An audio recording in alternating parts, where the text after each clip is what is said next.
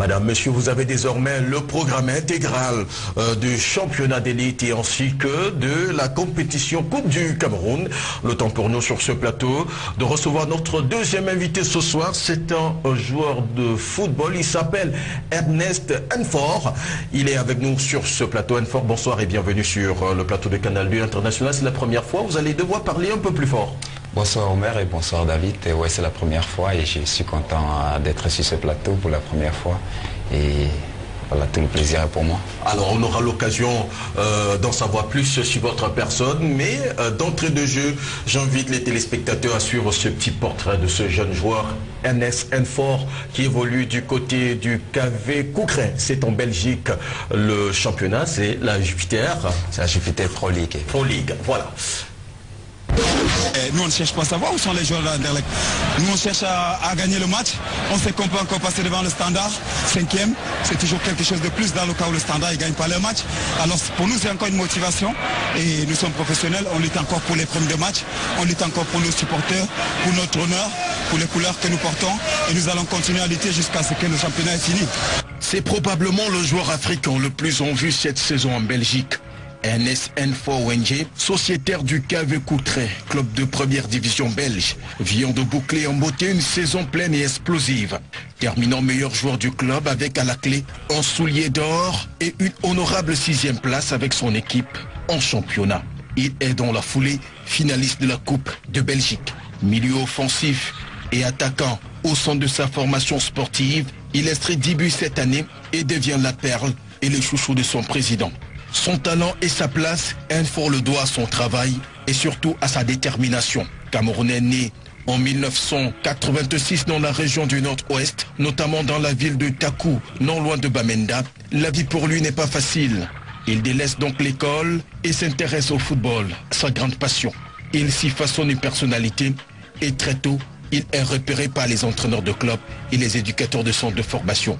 Ses débuts se font à l'horizon de Bélabo, puis Berthois FC, et l'année d'après, il accède en première division avec Sable FC de Batié, où il termine quart des finalistes de la Coupe de la Confédération africaine de football. Les sélections nationales, il les connaît. En 2002, il est convoqué chez les cadets. En 2005, il est sélectionné chez les juniors. Et en 2008, il participe au Jeux de la francophonie avec l'équipe Espoir. Depuis lors, Enfort Ernest a eu le temps de s'affirmer et de devenir une valeur pour le football national et international. Keer scoren in dezelfde match. Gebeurt hem ook niet te vaak. Ernest Enfort sur le plan international, c'est déjà ça. Avec la Jupiter Pro League, vous plafonnez quand même. Vous êtes capitaine dans votre équipe, vous dites? Oui, je suis capitaine dans mon équipe et puis bon, on a vraiment fait le meilleur qu'on a pu faire et puis sur le plan international, je crois que je connais déjà assez bien le parcours. C'est bien qu'il n'est pas encore fini parce que la plus importante phase reste à venir, s'il plaît à Dieu.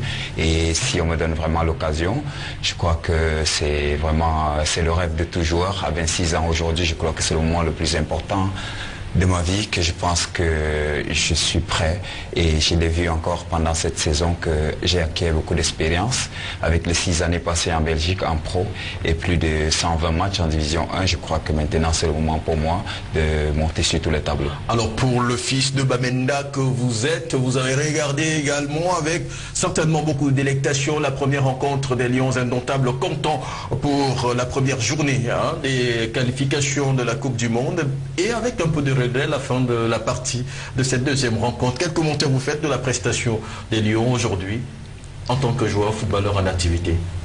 Je crois qu'aujourd'hui nous savons ce qu'est devenu le football. Le football n'est pas devenu qu'un sport, c'est un grand lieu de business et puis de marché. Et on ne regarde plus le footballeur comme avant, comme c'était un sportif. Aujourd'hui c'est le travail, je crois que c'est le travail le plus envié dans le monde entier. Et alors je crois que le footballeur a déjà cette pression, si je me permets, et il a déjà le regard de tout le monde et je crois que ce match, les matchs que nous venons de jouer, ce sont des matchs que nous savons l'importance et à quoi est-ce que nous prenons de jouer ces matchs et nous avons constaté que la première victoire, quoi qu'on dise, le plus important pour un joueur quand on le met sur le terrain, c'est les 3 points. Peu importe la manière, je crois que les téléspectateurs et les spectateurs, ils vont être déçus de la manière, mais je crois que j'ai regardé le match contre la RDC et nous avons été contents que nous avons pris les 3 points car c'était le plus important, et très déçus que ce deuxième match, nous n'avons pas pu prendre ce que nous aurions pu prendre comme les 1 point, était déjà assez. Et alors je crois que étant d'abord un joueur plus un supporter des Lions Indomptables du Cameroun, nous sommes déçus quand même quand nous avons une défaite contre une équipe comme celle de la Libye. Vous êtes au KV Koukré en Jupiter Pro League. De ce côté-là, quelles sont les nouvelles des Camerounais? Quels sont les Camerounais qui évoluent dans ce championnat avec vous? Je crois que pour le moment, nous avons encore Antonio Gomsi qui évolue du côté de KV Malines. Nous avons qui doit être avec les Lions Indomptables en ce moment. Effectivement, qui doit être appelé avec les Lions Indomptables à présent. Et nous avons encore Aloïs Nong aussi qui avait déjà fait, je crois, une sélection avec les Lions Indomptables. Plus d'une sélection déjà. Oui, du Cameroun.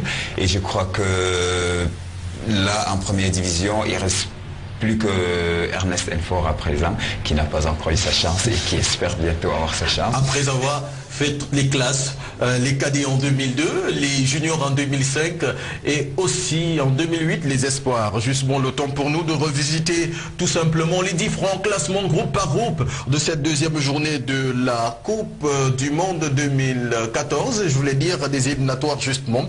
Et on prend donc le groupe A avec l'Éthiopie qui est en tête avec 4 points. La République centrafricaine qui est juste deuxième, éternelle donc candidat aux éliminatoires. Et jamais donc cette formation ou alors cette sélection n'a participé à une phase finale d'une compétition internationale, la Coupe d'Afrique des Nations, encore moins la Coupe du Monde. L'Afrique du Sud dans cette poule se retrouve donc au 3e rang avec 2 points. Le Botswana ferme la queue avec un seul point. Dans le groupe B, on retrouve la Tunisie, le groupe B, la Tunisie qui réalise donc en note sur note 6 points pour la Tunisie.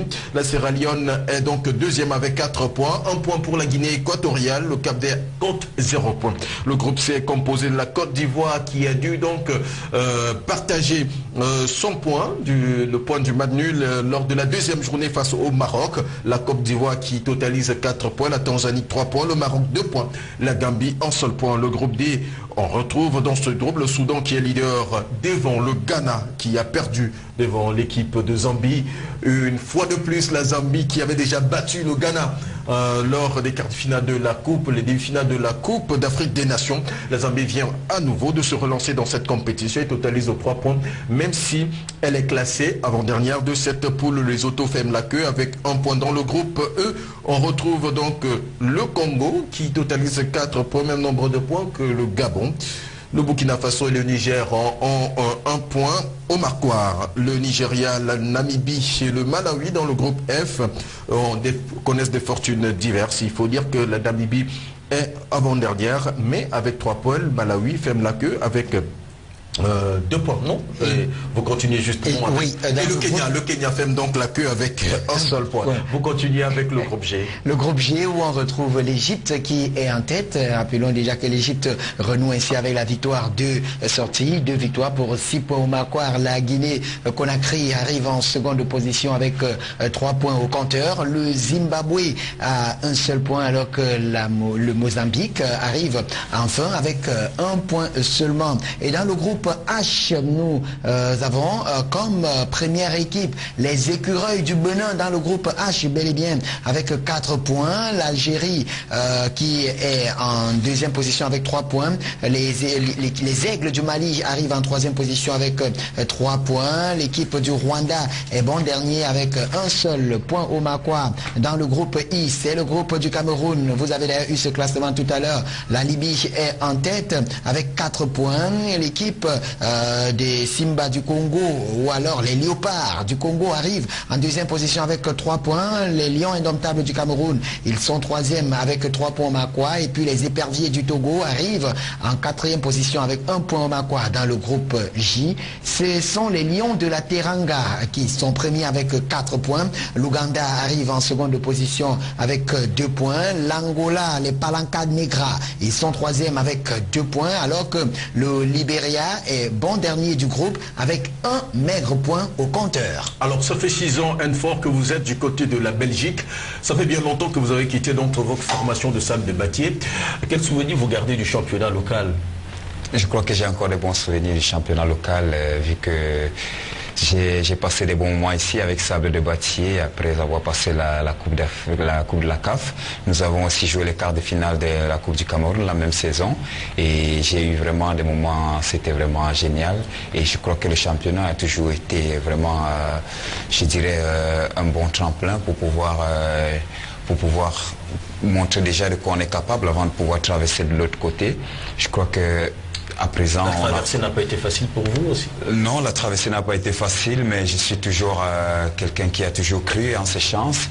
Quand j'arrive au Sable de Batier, je venais de nulle part, je venais de Berthois où j'avais quasiment rien montré avant, mais le coach Soken Etienne qui avait cru en moi et qui m'a mené à Sable de Batier, qui m'a permis de m'exprimer et qui m'a laissé le temps de m'exprimer, je crois que j'ai assez démontré ce que je pouvais démontrer au niveau du Cameroun jusqu'à ce que je sois sorti pour traverser de l'autre côté.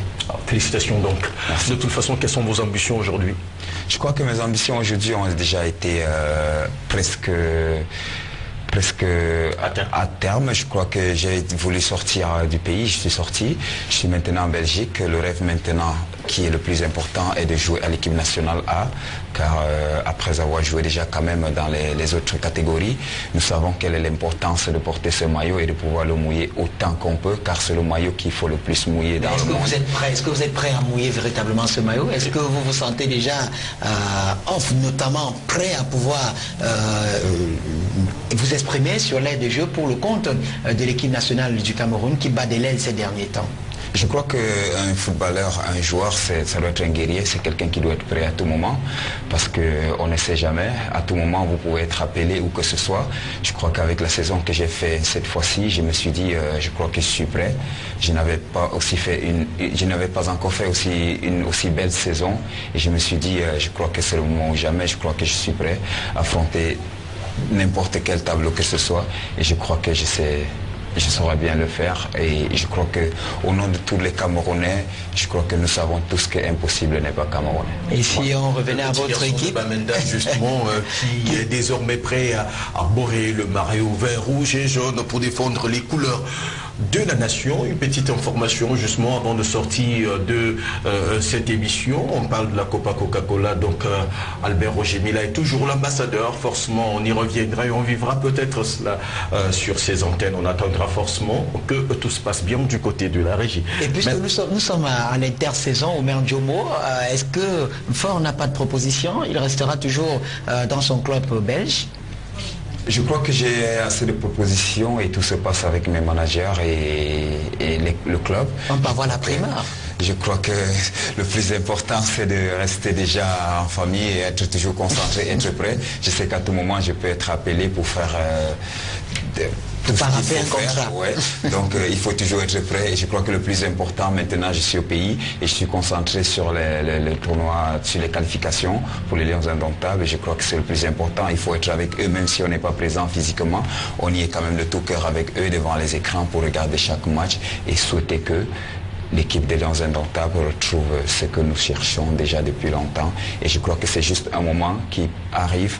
Tous les pays, toutes les nations ont connu la crise. Nous sommes dans une crise. Et je crois que le plus important, c'est de sortir de là. Car quand on est dans une crise, tous les plans, tous les niveaux, tout est vu, même les mouvements, ils sont critiqués. Alors le plus important, c'est que je souhaite vraiment à nos acteurs et à nous, les acteurs aussi, que nous puissions vite sortir de cette crise et nous serrer les coudes pour pouvoir retrouver les Lions Indomptables du Cameroun que nous avons toujours bien connus. Merci, c'est votre mot de fin.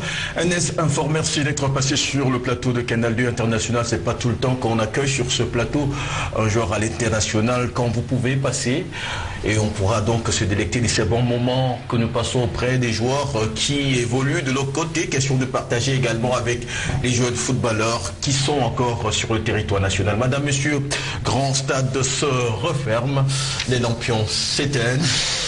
David Sondio, on se donne rendez-vous la semaine prochaine et jusqu'au mois de juillet, Vous avez dit les lampions s'éteignent. Je ne veux pas dire que je tiens les clés pour refermer le stade, le grand stade en tout cas.